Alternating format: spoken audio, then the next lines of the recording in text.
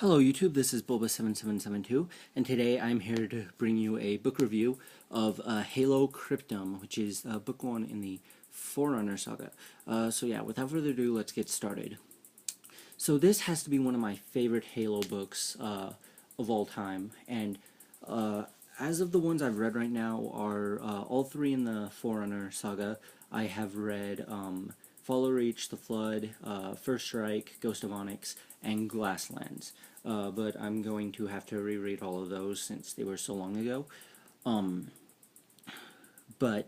So I finished Cryptum, and Born Stellar automatically just became my top #1 favorite Halo character. He was just so interesting. He made this book so enjoyable to read, and just all in all, I think that he was a great character, and I love what they did to him. So pretty much a synopsis of the book is that Born Stellar was I think, a young manipulator, but he did not want to be that. He wanted to be a treasure hunter. So he went off to this strange planet called Edri Primal, or something like that. I don't know the name. It's pretty much the old version of Earth, or the old, what they called Earth a long time ago, back in the days of the Forerunners.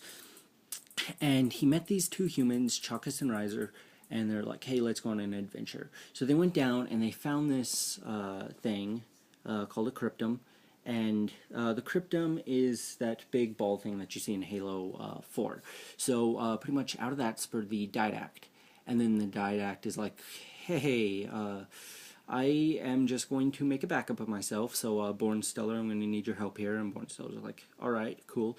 Born Stellar is, I believe he's 12 in this. I'm not sure how old he is in the other books, as I'm not sure how long it's taken them to pass by. But, so the Didact imprints himself into Born Stellar, and slowly throughout the thing you can kind of see Born Stellar taking on the role. I'm not going to say that he's exactly like the Didact, because especially after reading the other books, he doesn't seem too much like the Didact. Either the before or after version, kind of spoiler alert, but hey, which I guess is not really too spoilerish, but anyway, he becomes like a leader type. So eventually in the novel, I believe Faber is the name. I'm really bad with some of these names. Faber, I think, unless it's somebody else, captures the Didact, Born Stellar, Chalkus, and Riser. And then you don't really know what happens to them other than he takes the Didact out and just pushes him aside, and then he takes Born Stellar and returns him to his family. The family's like, blah blah blah blah. And then Born Stellar is like, wait, I'm the Didact now. I know what I must do. So I read this book so long ago, so the ending is a bit fuzzier to me. I don't remember it as much as I remember most of it, but pretty much at the end he goes onto a Halo array, and he has to fight. He's in this huge battle with a few other people, and he has to fight Medic and Bias, and I believe that he pretty much defeats Medic and Bias, or at least the battle just starts.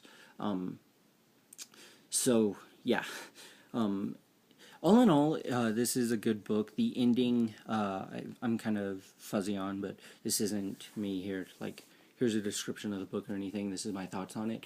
My thoughts on it are, it's really well written. I'm not usually a fan of first-person story writing, but I did like how this was, and I thought that it was really good, because Born Stellar was a really interesting character to get into the head of, and I don't really think that I relate to him that much, since, you know, he's a Forerunner who was running away and trying to find treasure, and then pretty much became, like, leader of everything.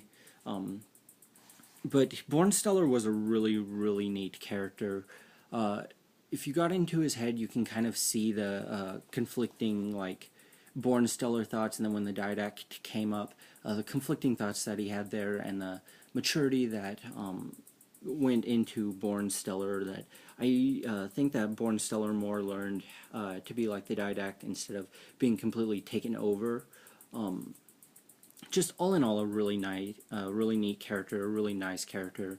The other characters in the book, like Chakas and Riser, I they were okay-ish characters. I wasn't like the biggest fan of them, though they don't come into play until Primordium, which is the next book in the series.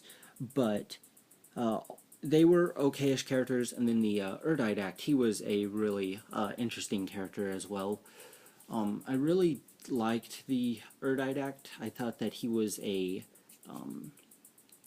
kind of like a cool character you don't really see too much of, and you don't really know too much about him yet, other than he did something really bad and he had to go into a prison for it. But then he got released, and some people were upset about it. But Bornsteller is obviously the hero of this novel and the coolest character by far. And then also, as well as the story goes, I think that it's a really nice, I don't even want to say it's a setup for the other books, because this is probably the best of the three. But it does set up Bornsteller's character to take him so much further that you will see in both of the sequels to this.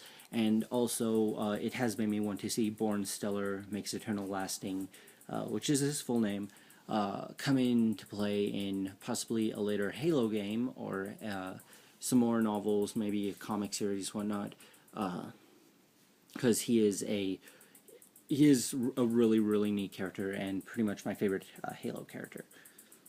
So yeah, kind of, review on Cryptum, and then kind of a review, I guess, on the character Bornsteller himself, which really is Cryptum.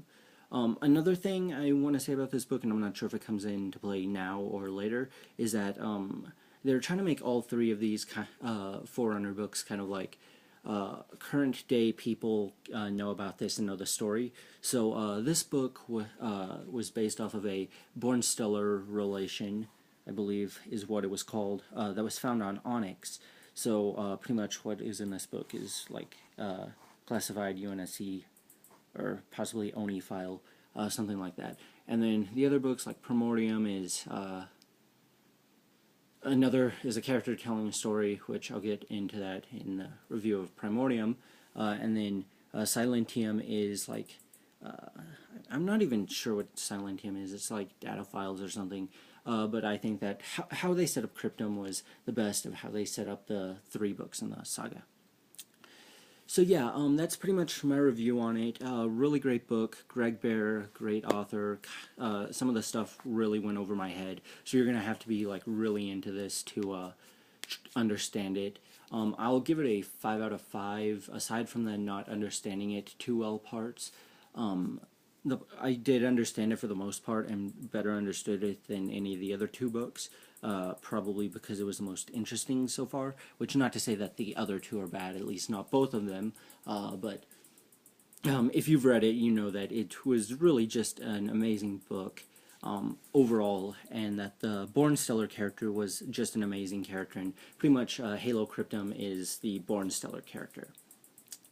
So if you are kind of on the edge about getting this book, like, do I want to, blah, blah, blah, I would recommend picking up this book. I just, like, wouldn't set your expectations too high for any of the books that follow in the same series, because while they are good, or at least while one of them is good, I do not think that they match this book in terms of characters just in general, character development, and story, and then how much you can actually, I think that this is the easiest to comprehend out of the Forerunner saga.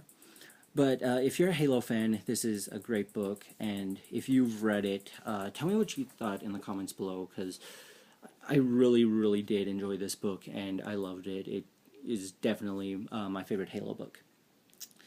So yeah, thank you for watching, and until next time, keep collecting. Bye.